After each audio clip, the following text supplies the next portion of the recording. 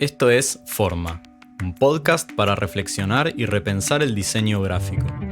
En cada episodio, teoría, práctica, procesos, pasado, presente y futuro, dudas, certezas y visiones personales.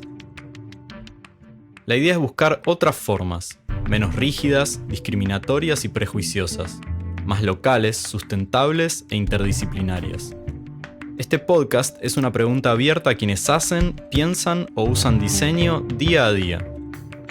Soy Sebastián Gaguín y les doy la bienvenida a Forma.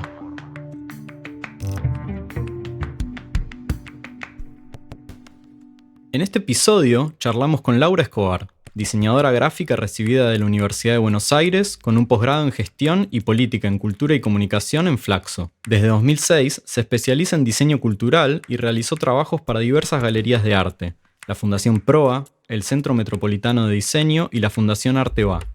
Realiza proyectos interdisciplinarios relacionados a la cultura y es docente en la licenciatura en Diseño de la Universidad de Itela. Invitamos a Laura para que nos cuente sobre su experiencia en diseñar para proyectos culturales, su relación con los artistas, el mundo editorial y los nuevos formatos en el diseño. En este episodio de Forma, Laura Escobar. Bienvenida, Laura. Gracias por venir. Gracias, Sebas, por invitar. Bueno, un placer. Primero comenzamos por el principio. ¿Cómo fue que llegaste al diseño gráfico?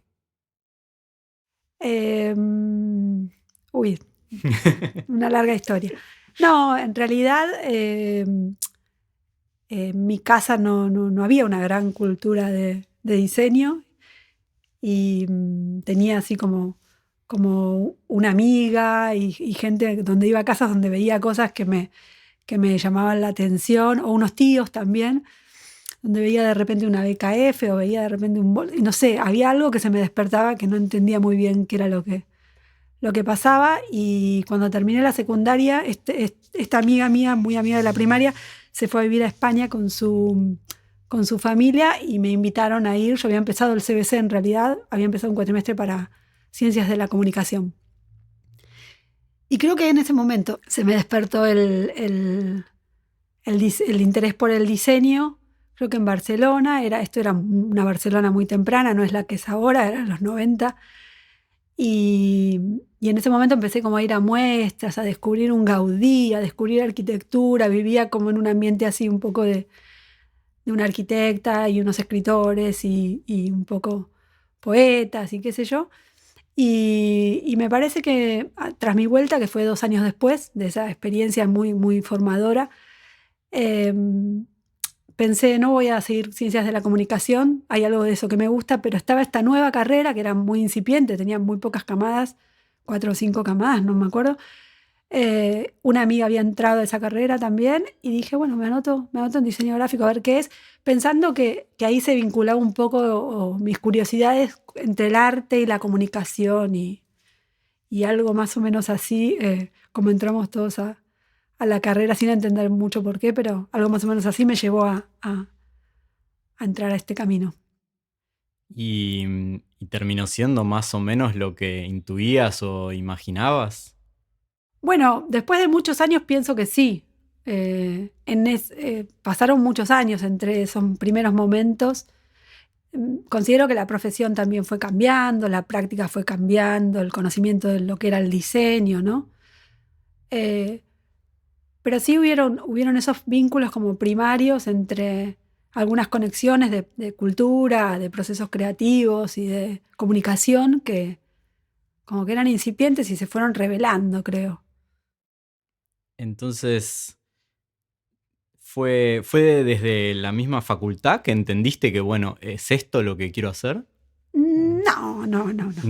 No, la facultad fue como un empujón de estímulos un poco, un rato, pero muy tempranamente cursando la facultad, una docente me invitó a trabajar en su estudio y abrí un camino de práctica como profesional. Y sí, me fue gustando como el ejercicio. Encontraba bastantes vínculos y relaciones con otras disciplinas y me interesaba, me tenía como despierta, pero creo que bastante después empecé como a formalizar este vínculo, ¿no? Como, no sé, me parece que te diría que fue a partir como a lo largo de los trabajos, ¿no? Tuve un paso por Clarín, que fue como, suena muy raro y uno lo dice ahora y lo dice para gente que no pasó por esa redacción en los fines de los 90, primeros 2000, que era como el gran cambio de paradigma del rediseño de los periódicos. Y yo no me dediqué al diario, sino a publicaciones especiales dentro de ese contexto. Pero la verdad es que ahí encontré como un grupo de profesionales, fotógrafos, diseñadores, bueno, periodistas y demás que creo que fueron esos los que más me empujaron y me estimularon y como, no sé, creo que fue a partir de esas cabezas, digamos, que como terminé de sellar esta relación, ¿no? Y también a partir de que me voy de ahí, empezar a dedicarme como al diseño más relacionado con la cultura y con el arte y vincular eso. Veo que, por lo que contás, bastante desde tu inicio en el mundo del diseño y después se fue desarrollando más, que gran parte de tu trabajo está relacionado con el mundo del arte, ¿no? ¿Qué es lo que te interesa de ese mundo y que no se da tal vez en otros? Sí, me interesa justo lo de la interdisciplina, lo de poder compartir procesos creativos me parece lo más alucinante, ¿no? Como acercarme a la producción de un artista y tratar de colaborar desde el diseño, eh, un poco como ayudarlo a comunicar o de qué manera construir como alguna narrativa de comunicación a partir de su producción, como esos vínculos y esos materiales que tiene también el diseño relacionado con el arte o con lo cultural, que me parece que son materiales que dan la posibilidad no sé, de ahondar más allá en nuevos discursos o nuevas formas de entender el diseño, ¿no? Como, Vos también incluso hiciste muestras. ¿Cuál es ese lugar que tiene el diseño con respecto al arte y que puede aportar? bueno, me parece que está muy ligado, ¿no? Como la producción de cultura forja el diseño forja la producción de cultura, creo que es como una gran misma cosa. Lo de mis exhibiciones por ahí son investigaciones más incipientes, más curiosas, más son investigaciones, prototipos, no sé, bocetos, de coqueteo con objetos y de pensar en eso, como por qué esto, bueno, estamos acá, ¿no? Justamente en esta fundación como que se está por transformar en museo, digo, ¿por qué no? Una silla es una pieza escultórica de alguna manera ligada a la función, pero digo, con todos los mismos atributos, ¿no? Y en ese sentido, ¿ves muy distinto el diseño relacionado a las industrias culturales con otros diseños que puede haber? Tal vez diseños más relacionados a la persuasión para vender cosas, al marketing. ¿Existe para vos esa diferencia? Y para mí sí existe, desde ya, como que estás articulando discursos con otros productos. No quiere decir que dejes de lado la persuasión o la comunicación o hasta inclusive en algún sentido podríamos hablar de marketing también, ¿no? Ujú.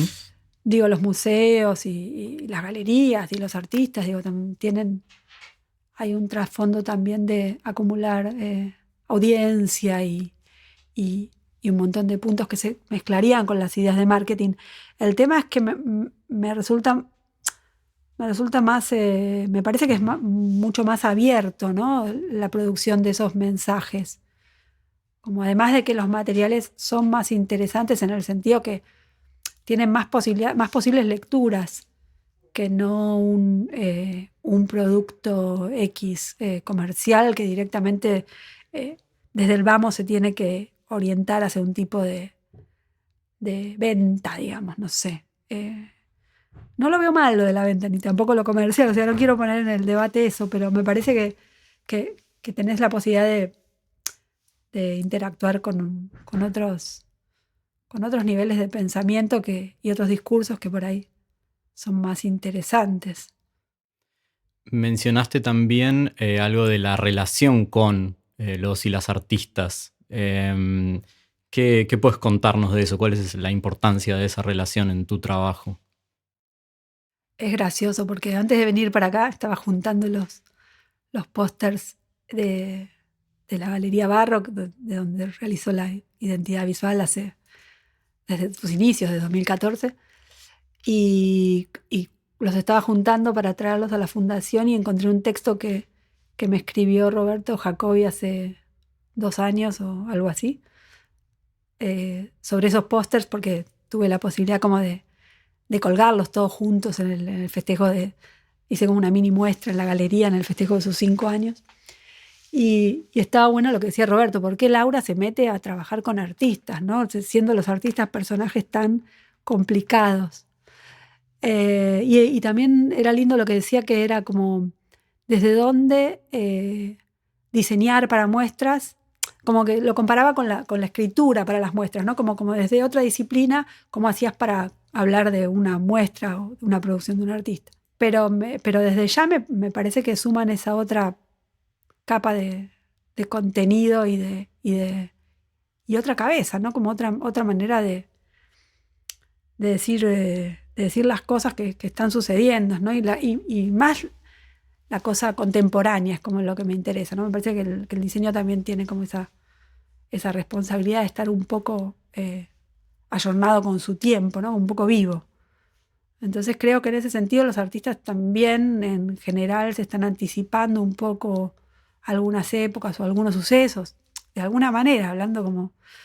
Pero bueno, nada, es un poco eso lo que me parece interesante del cruce. Hace poco estuve muy relacionada con Marcelo Pombo, que es un artista como de los 90, argentino. Bueno, creo que no creo que tenga que pasar su CV por acá, pero fue súper interesante el cruce. Él tenía una idea de liberar sus imágenes de producción de él de los 80 que no se conocían y armar una página web, pero que también sea como una experiencia de que la gente se pudiese descargar las imágenes con derechos, o sea, descargar imágenes libres de derechos. Y no, tuvimos una experiencia súper linda de unos 3 o 4 meses muy intensos de hablar muchísimo y reflexionar mucho. Y en ese caso Marcelo tiene una cabeza como impresionante y lo que más quería era que yo me metiese a tocar todas me decía, mirá, esta gente hizo algo con mis dibujos, pero no les modificó nada. Como que, o sea, yo quiero que lo hagan como vos, como que meté mano, modificá todo, cortale una cabeza. Y yo, viste, hay algunas cosas que son súper gratificantes, que te compartan como el proceso. Sí, y aparte mencionaste la palabra cruces, ¿no? Donde no es solamente la visión a veces prejuiciosa de que hay un cliente y el diseñador viene como a operar para resolver algo, sino que ahí ese cruce suceden cosas, y suceden cosas tanto para los artistas como los diseñadores, y algo nuevo sale de ahí. Total. Sí, me parece que es fundamental, digo. Y cuanto más en sintonía estemos ambos o todos los que participemos de ese proceso, me parece que más le va a sumar a esa producción, ¿no? Como, sí, siempre pienso en eso, en los artistas que, qué sé yo, que tienen como más resquemor por eso cuidan más como su manera de comunicar, ¿no? Y generalmente salen como cosas más tímidas, menos interesantes que los otros, como el caso de Marcelo que te contaba, ¿no? Que es como toca todo, rompe todo, usa lo que quieras, modificá, collageá, hacé lo que quieras y charlemos porque me interesa como justamente eso, que le pase cosas a lo que estoy produciendo. Antes de la entrevista me hablaste y me mencionaste algo interesante que creo que está relacionado con esta relación entre artistas y diseñadores, que es el rol de los diseñadores y diseñadoras como editores. ¿Cómo es ese rol? Sí, bueno, eso me reinteresa. Hace muchos años vengo pensando en eso y me parece súper interesante eso, como si... que la labor como ser conscientes que la labor de nosotros los diseñadores es la de ser editores. En la medida que podemos como mediante la reorganización de los materiales o la catalogación de los materiales o las nuevas maneras de abordar materiales existentes, generar nuevas narrativas. como bastante batallo en ese sentido cuando diseño publicaciones para artistas. Me parece que antiguamente estaban muy acostumbrados a que el catálogo de una muestra eran las fotos cortadas con el epígrafe y quizás hasta inclusive con el recorrido de la sala o algo así, queriendo emular o siendo completamente mudos ante la muestra que estaban referenciando, ¿no? Entonces me parece que ahí la labor del editor es como todo lo contrario, tiene la posibilidad y un poco la responsabilidad de generar otra narrativa, ¿no? Como de generar otra instancia, que no va a ser lo mismo recorrer la muestra caminando que comprarte el libro de la muestra, aunque sean las mismas piezas, pero digo, sumándole ideas. Venía pensando para acá que un punto como muy importante para mí que quería mencionar era eso de la responsabilidad del diseñador, ¿no? Como que tenemos responsabilidad ante lo que estamos produciendo y manipulando. Entonces, parece que hay que ser como conscientes, más allá de, por un lado, de todo lo existente y no tratar de no generar en todos los aspectos, ¿no? Quizás en el aspecto más eco, te lo diría, no generar más piezas sueltas o contenido suelto a este mundo. Pero por otro lado eso, como ser todo el tiempo conscientes de lo que estamos haciendo, ¿no? Hay un montón de gente que va a estar mirando lo que estamos haciendo y bueno, sumemos algo, ¿no? Como me parece que ahí hay una responsabilidad medio clave, que el diseñador no se puede olvidar que está produciendo un contenido y ese contenido lo tiene que producir a conciencia, ¿no? Yo me quedo tranquila cuando siento que estoy sumando algo. Puede que no sea lo más apropiado, lo mejor, o que haya gente que no lo entienda o no lo interprete o no le guste, no lo comparta. Pero para mí, duermo tranquila, es como, bueno, yo sumé algo a este proceso, ¿no? Como desde mi lado. Ese rol que a veces tenemos, creo que a veces es difícil de comunicárselo a los clientes o incluso al público en general, ¿no? Que entienda que podemos tener ese rol y podemos aportar una capa más. Sí, me parece que por suerte poco a poco va cambiando, ¿no? Esa idea del diseñador como el operador del mouse, ¿no? Creo que eso es algo como es algo muy, muy local también. Creo que afuera esa idea es bastante vetusta. Pero por ahí acá, de a poco estamos logrando con esto, ¿no? Con esta iniciativa que tenés vos, con la comunicación de diferentes proyectos, entender eso. El diseñador no es el que te elige una linda letra o un color o qué sé yo. El diseñador está en el medio de la reunión, por esto que te digo, porque es un editor más, ¿no? Te sentás en los inicios de un libro o de un proyecto y estás sumando tus ideas como eso, como quizás a veces como un organizador, a veces podés intervenir más o menos, ¿no? Según la circunstancia, pero me parece que sí o sí generando algo y con la responsabilidad de quien genera, digo, y esa forma y contenido que varias veces hablamos, como, o yo hablé en algunos momentos, ¿no? Como eso, como que dar forma también es dar contenido, ¿no? Trabajaste también para la revista IF del Centro Metropolitano de Diseño de Buenos Aires, que es, al menos a mi saber, uno de los pocos medios donde se publica teoría del diseño en la región. ¿Para qué crees que sirve la teoría en el diseño? Y sirve muchísimo. Bueno, la experiencia de la revista ahí fue buenísima y ahí también aprendí un montón porque se sumaban eso, textos y la teoría. Me parece que es fundamental porque son herramientas un poco para entender desde dónde hacemos lo que hacemos y para dónde vamos a seguir haciendo o qué estamos haciendo, ¿no? Como creo que ahí se cruza un poco todo lo de la filosofía y, bueno, la literatura y las artes también, pero digo, la historia del diseño, bueno, acá no sé, estamos hablando entre todas estas sillas y creo que lo digo súper obvio, ¿no? Como es eso, es la historia y cómo esto nos viene a revelar a nosotros y darnos pistas también para avanzar, para el futuro. Un gran volumen de tu trabajo es diseñar libros, catálogos y publicaciones. ¿Qué es lo que te atrae del mundo editorial? El mundo editorial como gráficamente me recontratrae porque me parece que es interesante gráficamente en lo más tangible, digamos, lo tipográfico, la materialidad, los papeles, las formas, los objetos, digo, los colores, la fotografía, el retoque, etc. Todo eso me atrevo a montar lo tangible.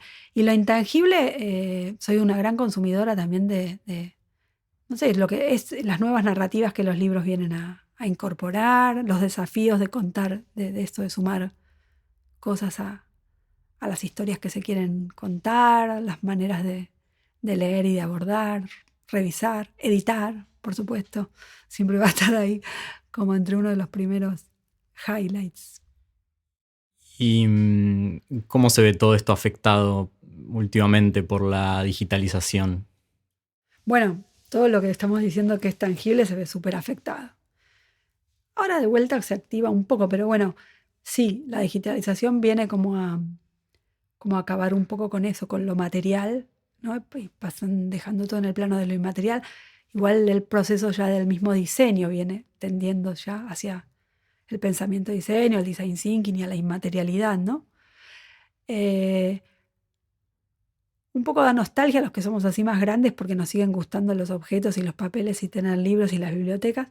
Pero por otro lado me parece súper valorable y también desafiante encontrarle nuevos formatos, que los hay y que hay miles. Y bueno, yo te contaba que me puse a explorar el formato audiovisual un poco en esa búsqueda, de decir, bueno, ¿de qué manera seguimos contando cosas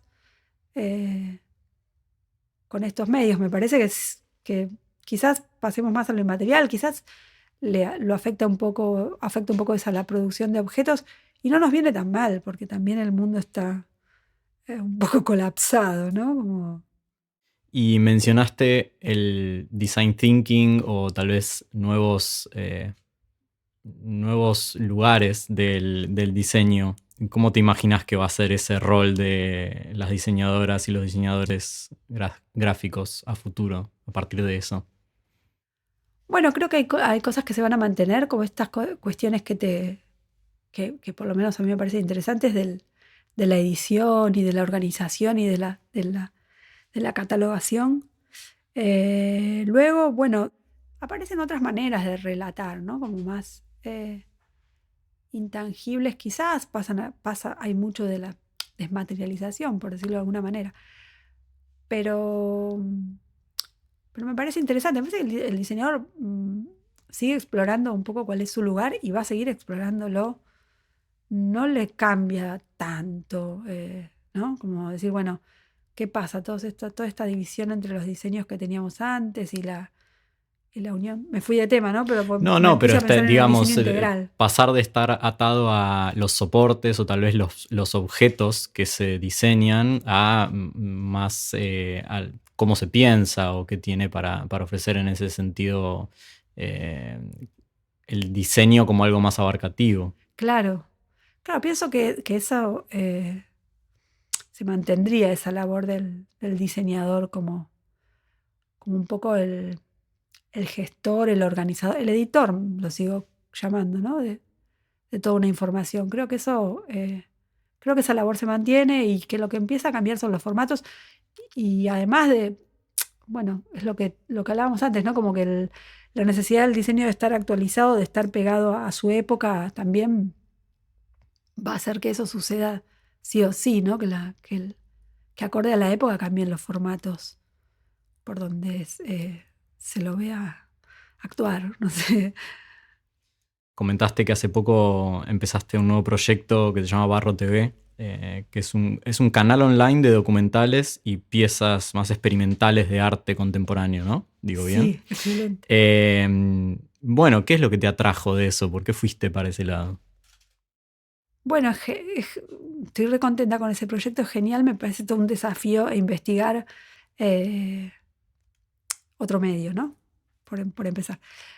Un poco me llevó la necesidad de la pandemia, en realidad. No es que no venía pensando en hacer eso, si bien tenía un proyecto más viejo de entrevistas a diseñadores de libros y catálogos, que se llamaba Folios, que realicé con Fabián Muggeri.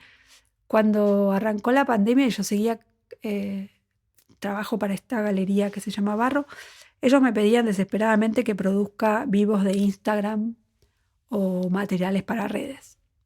Y yo estaba bastante enojada con las redes y con los vivos de Instagram y con todo lo que estaba viendo y pensaba que no me interesaba y que no me sumaba a ver cómo tal artista estaba haciendo el pan en su casa o cómo tal otro artista estaba colgando la obra de no sé quién, o levantarme a la mañana y ver intimidad de las casas me estaba poniendo un poco nerviosa. Y me pareció que había que sumar algo con un contenido, o sea, generar alguna pieza audiovisual que tuviese un contenido que como siempre, le sume algo al momento. Y generamos un proyecto bastante loco e interesante. Tiene un canal que son entrevistas a artistas que fueron realizados así con Zoom por la pandemia y en un momento aceptamos que, bueno, que la imagen que nos generaba el Zoom era con la que teníamos que salir. Primero yo estaba bastante preocupada con la definición de esas imágenes, acostumbrada a retocar hasta la última foto de los libros. Y dijimos, no, bueno, abracémonos a esto, a la virtualidad y a lo que la virtualidad nos propone. Y esas entrevistas estaban buenísimas porque era como tratar de sacar al artista de que hable de su obra y que hablen de temas que no tenían nada que ver. El primero, Marcelo Pombo habló de naturaleza, el segundo, Alejandra Sever habló de hábitat.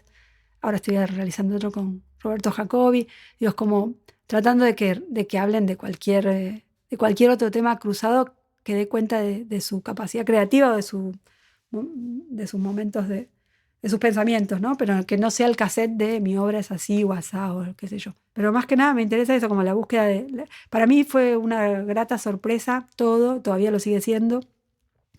Me parece muy increíble que trabajar con imágenes o con la edición de imágenes con tiempo, sin contar el tiempo, digamos, como en una práctica más 2 dimensiones, tipo un libro. Si bien yo los libros los pienso un poco como películas, pienso un poco, bueno, viene esto, después viene lo otro, hay alguna cuestión de ritmo. Pensé que no me iba a ser tan diferente sumar el factor tiempo que se suma en los videos. Y es realmente clave. Otro mundo. Entonces eso me tiene como re extrañada. Digo, ¿cómo puede ser que no entienda? ¿No? Cuando editamos a veces con Alan es como, no, para, anda de vuelta para atrás, quiero ver todo de vuelta. Se me va todo el tiempo el corrido de la cabeza y no tengo la noción del ritmo de lo que va a resultar, ¿no? Es como muy...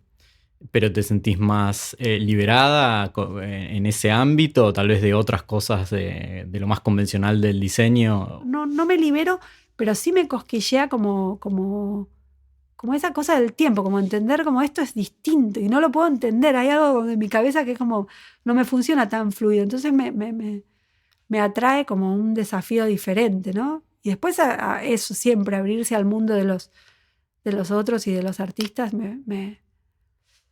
me resulta interesante verlos hacer otras cosas y decir, donde de repente se une todo con su producción, ¿no? Siempre son esos procesos creativos donde siempre vamos a parar a los mismos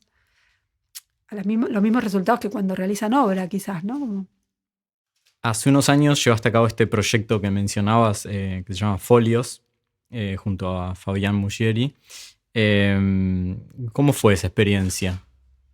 Esa experiencia fue súper linda también. Nos invitaron en 2010 a un festival que organizaba el Centro España en Córdoba, como personajes que trabajábamos en el campo de la cultura. Fabián trabajaba en el Malva, en el museo, diseñaba los catálogos y yo diseñaba para distintos centros culturales o galerías. Y cuando nos juntamos como para armar un poco, cada uno iba a hacer algo separado, yo dije, yo no quiero mostrar mis trabajos, me gustaría como chusmear a ver cómo lo hacen los demás. Entonces le propuse a Fabi, ¿por qué no entrevistamos y en vez de llevar nuestros casos, llevamos casos de otras personas a ver cómo hacen esto? Y ahí nos metimos como en esta tarea que te estás introduciendo vos, también con eso, de entrevistar, llamar a tal persona y decirle, queremos que hables de cómo fue el proceso de cuando hacías los catálogos. Habíamos acotado como a 4 preguntas básicas y viajamos a varios lugares, a Mar del Plata, a Río Negro, a Rosario, en Buenos Aires, como viajábamos, lo mostrábamos, éramos una especie de circo rodante. Circo del diseño. Circo del diseño, nos divertíamos, investigábamos un poco la escena, veíamos a quienes podíamos entrevistar y lo mostrábamos en algún museo o algo así, entrevistas de otros lugares y otros diseñadores. Y Y eso. ¿También de otros países o solo de Argentina? Llegamos a hacer, fuimos a San Pablo y llegamos a entrevistar al equipo que diseñaba para la Bienal de San Pablo, creo que fue 2010 o algo así. Y quisimos expandirlo a otros países como de habla hispana.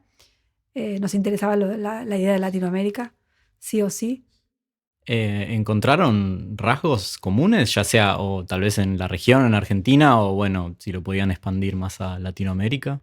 Sí, súper interesante porque encontrábamos rasgos comunes porque obviamente nosotros estamos formados siempre mirando Europa y conociendo estudios de Europa y diseñadores y catálogos y libros y qué sé yo.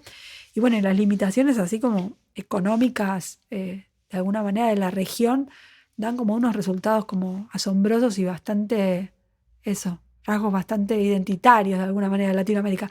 Ahí fue cuando dijimos, bueno, tiene que ser Latinoamérica, como, sí, desde la búsqueda de los materiales, las dificultades para la impresión, para, bueno, las nociones del diseño y del arte y los usos tipográficos, cosas asombrosas, recursos asombrosos y recursos más difíciles, ¿no? Que es lo que nos toca vivir desde esta porción del mundo, de este lado. Hablamos también de un momento de grandes cambios y de grandes crisis, esto que hablábamos, ambiental, como crisis en general de la modernidad y de la humanidad. ¿En qué crees que puede aportar el diseño en este contexto? Me parece eso que te decía de estar responsables, de ser responsables de la producción. Bueno, desde ya, o sea, el canal directo sería colaborar con la comunicación de estos desastres, ¿no? Obviamente el diseño puede aportar desde ahí, pero desde lo más intangible y personal creo que hay que llevarlo como la cuestión personal, la cuestión como de la labor de cada uno y cuestionarse bien eso, qué producciones está sumando a este mundo y en esos desastres, no sé, pero me parece más interesante pensarse eso como una persona que más allá de un diseñador tiene que colaborar un poco con este contexto loco de urgencias. ¿En qué estás trabajando hoy en día, más allá de esto que hablamos de Barro TV? Estoy, bueno, con todo ese trabajo de barro que además genero como la identidad de las piezas, una línea de libros, publicaciones, que son como unas conversaciones también generadas entre artistas y qué sé yo. La docencia, me dedico un poco a la docencia también. Eso es gran parte ahora de la investigación de una materia que voy a dar el año que viene y estoy dando una materia ahí en la carrera de Enrique y de Marta de la Itela. Estoy dando, junto con un equipo, Marta Almeida, Gabriela Escobar y Luciana Gerasi, teoría y metodología del diseño. Es una materia nueva y es interesante como eso, también entender, ir directamente a algo más duro que es la metodología del diseño, entender como un poco el cambio de paradigma, qué pasó con las metodologías que antes practicábamos y ahora de repente pasaron a ser metodologías ágiles y los procesos tienen como otros tiempos y básicamente no se espera a terminar el proyecto para constatar esa validez del proyecto, sino como fraccionar en pasos, ¿no? Metodologías ágiles que fraccionan en pasos y testean y qué sé yo.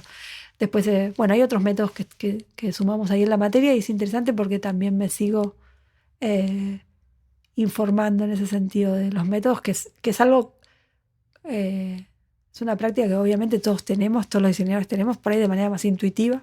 Entonces, tratar de formalizar esa intuición, darle sentido y bibliografía, está bueno. ¿La ves en general, esa metodología, la ves replicada en tu trabajo o es más propositiva como a lo que se podría, o a lo que estaría bueno llegar como metodología? No, me fue cambiando un montón mi manera de trabajar, o sea, creo que sí, como las metodologías ágiles se fueron imponiendo, creo, en todos nosotros sin darnos mucha cuenta, ¿no? Pero el proceso que era mucho más en soledad, por decirlo de alguna manera, mucho más desde el estudio, mucho más para adentro, hasta tanto no tener una resolución, no era muy socializado, muy confrontado con quien estaba trabajando. Pasó a ser un poco más ágil sin darme cuenta a lo largo de los años, ¿no? Como por una cuestión de cambio de paradigma, no sé, de inmediatez, de lo que nos sucede, lo que nos viene sucediendo en todos estos años. Y lo veo que sí. Y después hay muchas otras metodologías que van apareciendo en la bibliografía de esta materia de las que aprendo, que por ahí de alguna manera escuchás algo y decís, sí, claro, yo también primero investigo, ¿no? Pero no lo tenías como tan racionalizado. O sea, los pasos que tenemos en la generación del diseño o que nos vienen de la práctica Sí, que un poco es desmitificar tal vez esa caja negra en la que no se sabe cómo desde un principio en un momento se transforma y tenés el trabajo terminado, ¿no? Y que demasiado no hablamos de eso ni lo explicamos mucho. Total. Y es bastante parecida en todos los casos. Digo, hay como distintos nombres de las distintas metodologías, pero más o menos todos hacemos lo mismo o pasamos más o menos por los mismos procesos y está bueno como desglosarlos un poco y entenderlos. Bueno, te agradezco mucho. Fue un placer y bueno, podríamos quedarnos ratos largos. No, para mí también. Un placer que me hayas invitado a participar de este proyecto. Gracias a vos.